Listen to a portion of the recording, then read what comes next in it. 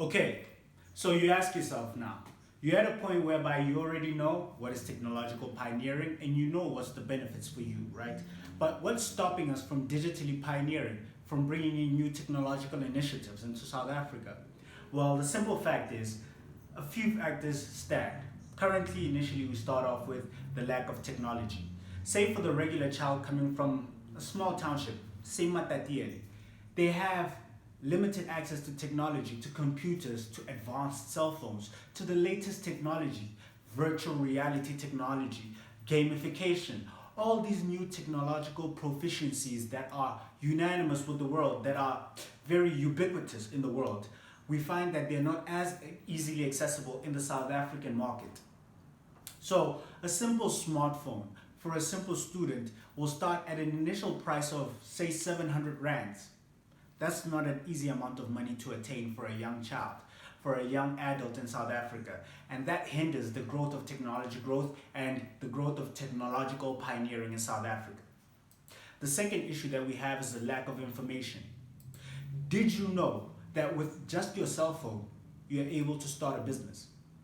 We don't know that. But why do we not know that? Because we don't have access to that information. We don't even know how we can start a business with our cell phone. We don't know what type of business you can run on a cell phone.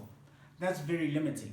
Imagine if you knew how to start a business with a cell phone, how much money you'd be able to generate. You buy a small smartphone for 700 rands and you're able to generate a good profit at 1,000 rands for example.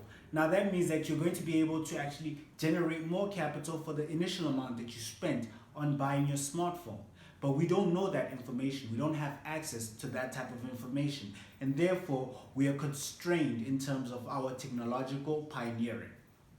Going on to our third point, we have a lack of funding.